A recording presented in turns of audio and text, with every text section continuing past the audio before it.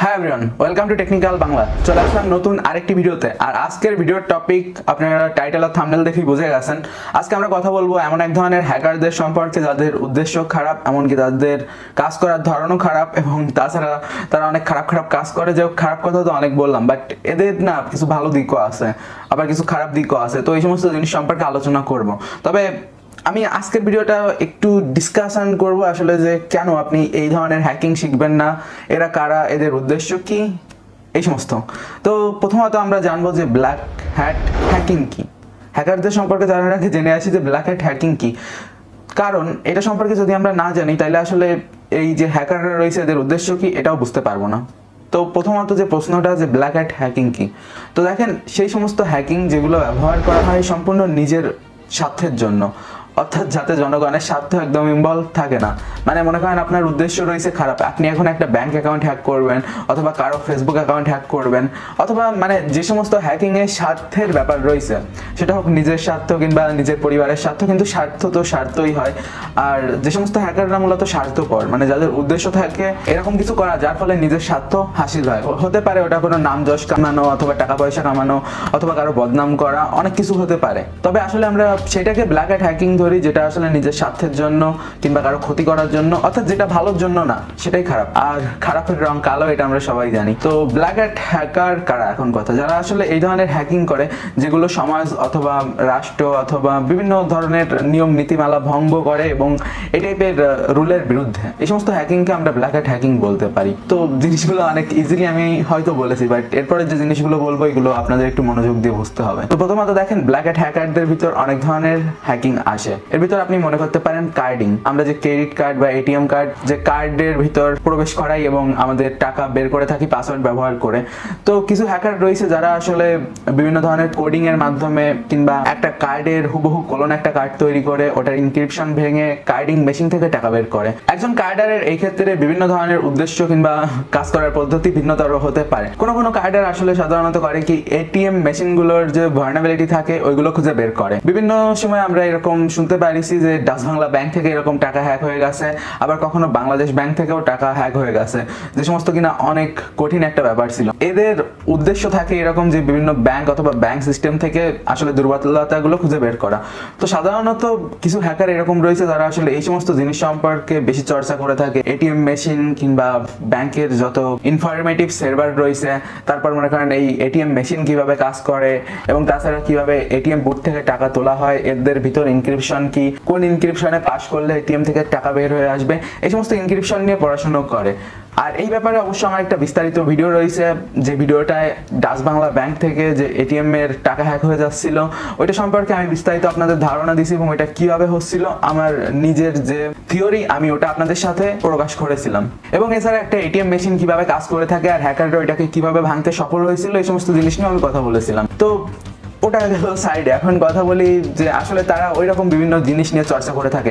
আবার অনেক ক্ষেত্রে বেশিরভাগ সময় এরকম শোনা যায় যে এরা আসলে তারা যারা ব্যাংকের সিকিউরিটি নিয়ে কাজ করে থাকে তারাই পরবর্তীতে যখন ওই সমস্ত ব্যাংকের বিভিন্ন পোস্ট থেকে বিভিন্ন দুর্নীতিগত কারণে বের হয়ে যায় অথবা তাদের জেল টেল দেওয়া হয়, তো পরবর্তীতে ওরাই কিন্তু তখন চাকরি না করে আর তখন ওরা এই ধরনের হ্যাকিং অ্যাটাকে যুক্ত হয়। আবার অনেকেরা এরকম ইচ্ছা থাকে যে ব্যাংক থেকে টাকা চুরি করবে, একবার টাকা চুরি করবে করে অনেক বড়লোক হয়ে যাবে। তো এরকম বিভিন্ন উদ্দেশ্যের কারণে এরা কিন্তু হ্যাকিং করে থাকে। আমি জিনিসগুলো যতটা লাইটলি বলতেছি এগুলো অনেক সেন্সিটিভ ইস্যু, আর এই জিনিসগুলো নিয়ে আমাদের চেষ্টা না করাই ভালো এবং এগুলো না শেখাই ভালো, কারণ এগুলো সম্পূর্ণ ইল্লিগাল আর আমি চাই না আপনারা কোনো প্রকার ইল্লিগাল জিনিস শিখুন। তো আসলে আমি আপনাদের বললাম এই কারণে যাতে করে আপনাদের এই সম্পর্কে ছোট একটা নলেজ আসে। তো এই তো গেল কার্ডিং। কার্ডিং কিন্তু শুধুমাত্র এইভাবে হতে পারে তা না, কার্ডিং আরো একভাবে হয়ে থাকে, সেটা হলো অনলাইনে মনে করেন আপনি কোনো একটা ওয়েবসাইট থেকে শপিং করতেছেন, এখন তাদের যে টাকা পয়সা ট্রানজাকশনের যে প্রোটোকলটা রয়েছে, যে সার্ভারটা রয়েছে, আপনি কিভাবে বলতে পারেন ওইটা সেফ? তো এটা তো নাও সেভ হতে পারে। তো আপনি যখন আপনার ক্রেডিট কার্ডের ইনফরমেশনগুলো ওই জায়গায় প্রবেশ করাচ্ছেন কিছু কেনার জন্য, তো এই জায়গায় একটা ব্যাপার আছে ওটিপি। তো ওটিপি ভেরিফিকেশনও কিন্তু হ্যাকার বাইপাস করতে পারে আর তার জন্য বিভিন্ন সিস্টেম রয়েছে। তো এখন মনে করেন আপনি একটা ওয়েবসাইটে এরকম আপনার ক্রেডিট কার্ডের ইনফরমেশন প্রবেশ করালেন, এখন প্রবেশ করানোর পর আপনার কাছে একটা এসএমএস আসলো, ওটিপিটা বসালেন, তারপর আপনার যে ট্রানজাকশন ওটা সাকসেসফুল হলো। তো এখন একজন হ্যাকার করে কি যে আপনার মোবাইলে ম্যালিসিয়াস অ্যাপ্লিকেশন ইনস্টল করে দেয় অথবা আপনার মোবাইলে থাকা বিদ্যমান যে ভালনারেবিলিটিটা রয়েছে ওটার ব্যবহার করে। আবার অনেক সময় তারা সিগন্যাল সিস্টেম 7 অথবা আপনার এসএমএস সেশন হাইজ্যাক হাইজ্যাকিং এর মতো বিভিন্ন ধরনের হ্যাকিং অ্যাটাকগুলো প্রয়োগ করে থাকে।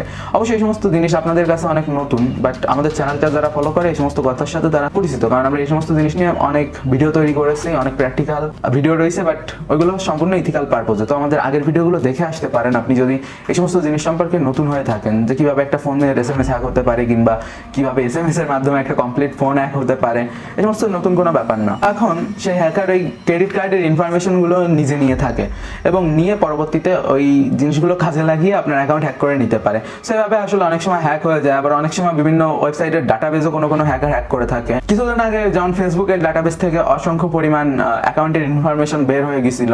অনেক সময় বড় বড় ওয়েবসাইটের ডাটাবেসও হ্যাক হয়ে যায়। যদি কোনো প্রকার কমার্শিয়াল ওয়েবসাইটের ডাটাবেস কখনো হ্যাক হয়ে যায় তখন তো লটারি লেগে যায় হ্যাকারদের। আর এগুলো ডার্ক ওয়েবে ইচ্ছা মতো সেল হতে থাকে। আর ডার্ক ওয়েবে কোন মার্কেটে এরকম ক্রেডিট কার্ড সেল করে এটা জানতে আপনি আমাদের ডার্ক ওয়েব অভিযানের সিরিজ দেখে আসতে পারেন, যেটা কিনা এই চ্যানেলে না, সেটা হলো টেকনিক্যাল বাংলা প্রাইম চ্যানেলে। অবশ্যই ডিসক্রিপশনে সবকিছু লিঙ্ক আছে, আর আপনারা ইন্টেলিজেন্ট লোক তো আমাদের চ্যানেল খুঁজে বের করে ফেলতে পারবেন। তো এই গেল মানে সেই ধরনের হ্যাকারদের কথা যারা টাকা পয়সা, ক্রেডিট কার্ড, অনলাইন মানি এই সমস্ত নিয়ে পড়ে থাকে।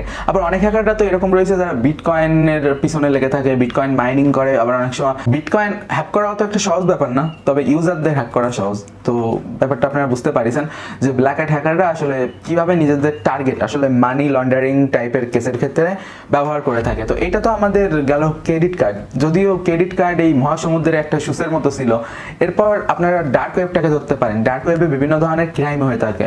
তার ভিতর মনে করেন চাইল্ড পর্নোগ্রাফি, তারপর অনলাইন ড্রাগস, তারপর অনলাইনে বিভিন্ন প্রকার এরকম মোবাইল ফোন যেগুলো কার্ডিং এর মাধ্যমে কিনা হয়ে থাকে। তো এগুলো ক্রয় বিক্রয় এবং ওইগুলো সেল, তাছাড়া অনেক সময় তো মনে করেন এই যে হিটম্যান হায়ার করা, এই টাইপের অনেক জিনিস কিন্তু যুক্ত রয়েছে এর সাথে। মানে ডার্ক ওয়েবে গিয়ে আপনি কারো খুনেরও অর্ডার নিতে পারেন। তো ভেবে দেখেন এগুলো কতটা ডেঞ্জারাস। আর এগুলো অবশ্য ডার্ক ওয়েবের ভিতর আসে, বাট ডার্ক ওয়েব চালায় কারা এটা আমাদের বললে হবে না।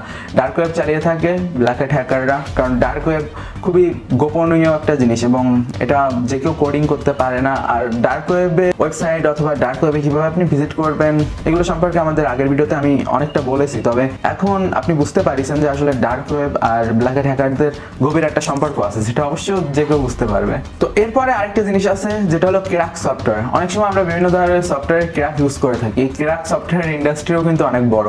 এটা অবশ্য এই যে ব্ল্যাক হ্যাট হ্যাকাররা এরাই কিন্তু করে থাকে। অবশ্য এদের এই ক্ষেত্রে অন্যরকম একটা নাম দেওয়া হয়ে থাকে, সেটা হলো ক্র্যাকার।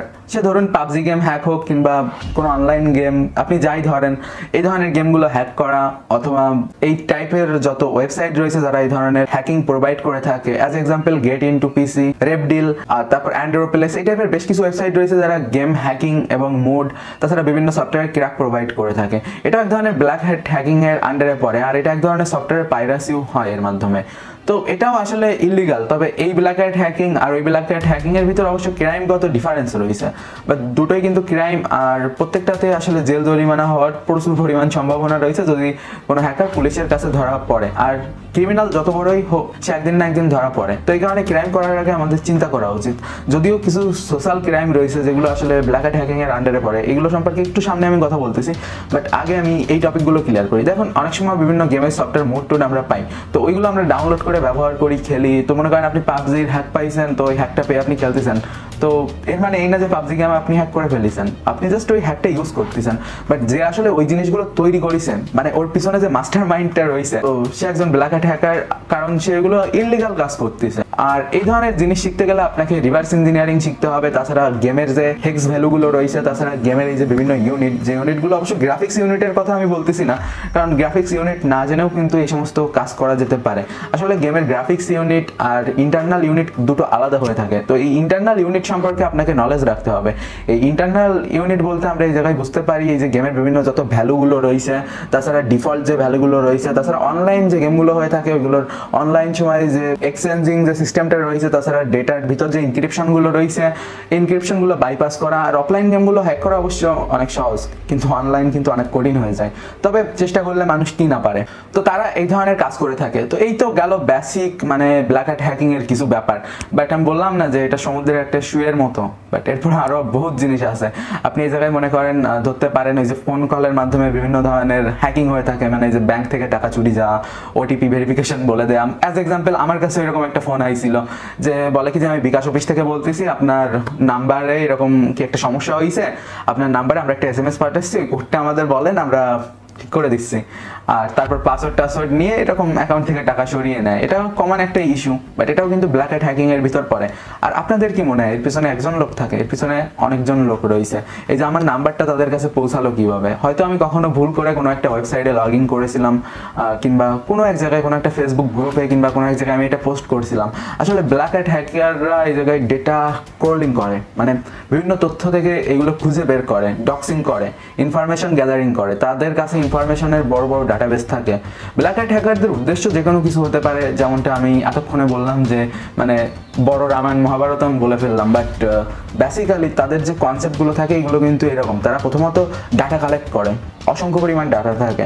অনলাইনে একটা জিনিসেরই দাম আছে, সেটা হলো ডাটা, ইনফরমেশন। এটা পৃথিবীর সব থেকে দামি জিনিস অনলাইনে বর্তমান সময়, আর সারা জীবন থাকবে। কারণ ইনফরমেশন বা ডাটার থেকে গুরুত্বপূর্ণ কোনো জিনিস হয় না।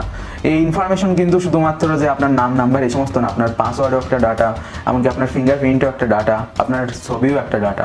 আর এগুলো ব্যবহার করে হ্যাকাররা কিন্তু বিভিন্ন ধরনের ক্রাইম করতে পারে। তো এই সমস্ত হলো ব্ল্যাক হ্যাট হ্যাকিং এর আন্ডারে পড়ে। আর এখন আমি বলবো যে ব্ল্যাক হ্যাট হ্যাকিং কেন ক্রাইম? দেখুন, যেহেতু এটার কারণে আপনার ক্ষতি হতে পারে, কিংবা কোনো সাধারণ জনগণের ক্ষতি হতে পারে, অথবা সরকারের ক্ষতি হতে পারে, কিংবা সরকারের বিভিন্ন অর্গানাইজেশনের ক্ষতি হতে পারে, সুতরাং এটা নিঃসন্দেহে একটা ক্রাইম। এবং বাংলাদেশের সংবিধান অনুযায়ী এই হ্যাকিং এর অনেকগুলো সাজা রয়েছে। যদিও আমি আইনজীবী না, তবে এই সমস্ত আইন সম্পর্কে আমার মোটামুটি ধারণা রয়েছে।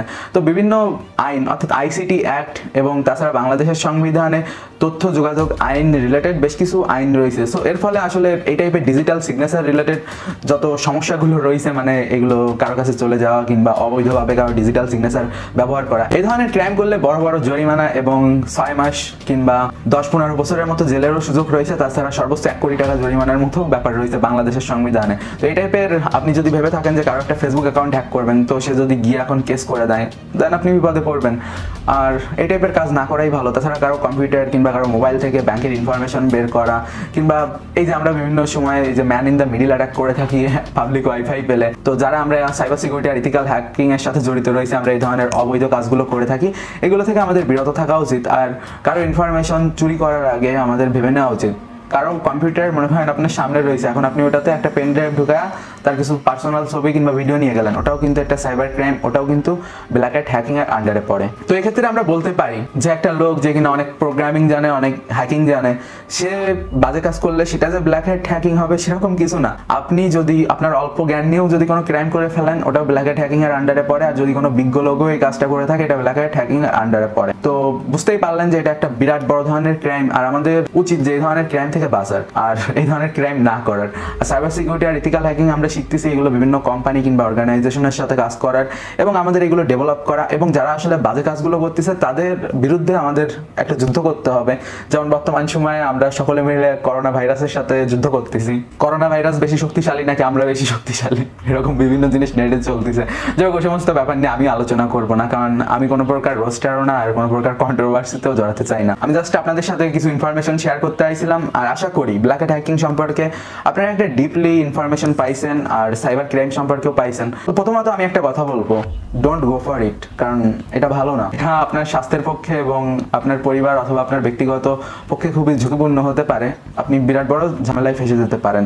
আর এটা থেকে হয়তো কিছু সাময়িক সময়ের জন্য মানে অনেক পরিমাণ টাকা আপনি পেতে পারবেন, বাট ওইটা বেশি দিন থাকবে না। কারণ কোনো ক্রাইম পারফেক্ট ক্রাইম হয় না, আর প্রত্যেকটা ক্রাইমে আপনি ধরা পড়ে যাবেন। অনেক ফরেনসিক্স এক্সপার্ট আছে যারা পুলিশ, সিআইডি কিংবা ডিবি, পুলিশের কিছু অর্গানাইজেশনে কাজ করে, যারা অনেক ফরেনসিক্স এক্সপার্ট। তো ইজিলি তারা আপনাকে খুঁজে বের করতে পারবে। আর আপনি যে ধরনেরই হ্যাকিং করেন, প্রত্যেক হ্যাকার এক একটা ট্রেস ছেড়ে যায়। কারণ কোনো নেটওয়ার্ক কিংবা কোনো কিছুতে কোনো ধরনের অ্যাটাক করতে গেলে ওটার উপর ট্রেস রেখে যেতে হয়, কারণ এটা ছাড়া আপনি করতে পারবেন না। হয়তো আপনি প্রক্সি ইউজ করেন, ভিপিএন ইউজ করেন, বাট চাইলে ওগুলো খুঁজে বের করা সম্ভব। আর তাছাড়াও একজন ক্রিমিনালকে ধরা কোনো কঠিন ব্যাপার না, কারণ বর্তমান সময় আমাদের টেকনোলজি এবং তার পাশাপাশি আমাদের দেশ কিংবা আমাদের পার্শ্ববর্তী দেশগুলোর আইন কানুনের ব্যবস্থা অনেক উন্নত হয়েছে। হয়তো আজ থেকে 4-5 বছর আগেও এতটা উন্নত ছিল না বর্তমান সময়ে যতটা আসলে ইভলভ হচ্ছে। আর হয়তো আপনি ভিডিওটা যখন দেখবেন আজ থেকে 2-3 বছর পরে, তখন অনেক বেশি আরো বেশি উন্নত হয়ে যাবে এবং ক্রাইমের ধারণা হয়তো আরো নতুন নতুন আসতে পারে, মানে বিভিন্ন নতুন নতুন ক্রাইম আসতে পারে এর ভিতর, যে সমস্ত জিনিস হয়তো বর্তমান সময়ে নেই। তবে সমস্যা নেই, সবসময় আমি আপনাদের আপডেট দিতে থাকবো। আর ভিডিওটা ভালো লেগে থাকলে লাইক দিন, এই চ্যানেলে সাবস্ক্রাইব করুন। সুস্থ থাকবেন, সুন্দর থাকবেন, দেখা হচ্ছে পরবর্তী ভিডিওতে। আপনার জন্য শুভকামনা রইল। বেশি করে হাত দন আর বাইরে বেশি একটা যেন না। আর এই কারণে আমি আপনাদের জন্য প্রত্যেক দিন ভিডিও দেওয়ার চেষ্টা করব। তো সুস্থ থাকেন, সুন্দর থাকেন, নিজের পরিবারের যত্ন নেন, আর বেশি একটা জীবাণু লাগায়েন না, করোনা থেকে সেফ থাকেন। আপনি যদি সাইবার সিকিউরিটি এবং ইথিক্যাল হ্যাকিং শিখতে চান, যে হ্যাকিং গুলো আসলে সাইবার সিকিউরিটিকে ডেভেলপ করার জন্য এবং তাছাড়া বিভিন্ন ধরনের সফটওয়্যার প্রোগ্রাম উন্নয়ন এবং তাছাড়া নিজের সিকিউরিটি ডেভেলপ করার জন্য এই টাইপের হ্যাকিং এ ইন্টারেস্টেড হয়ে থাকেন, বিভিন্ন ধরনের ভালো কাজে হ্যাকিং করতে চান, দেন আপনি আমাদের ইথিক্যাল হ্যাকিং কোর্সগুলো করতে পারেন, যেগুলো সম্পর্কে এই ভিডিওর ডিসক্রিপশনে জানতে পারবেন। আজকের ভিডিও এই পর্যন্তই, বেশি কথা বাড়াবো না। সবাই সুস্থ থাকুন, সুন্দর থাকুন, দেখা হচ্ছে পরবর্তী ভিডিওতে। Have a nice day, good bye.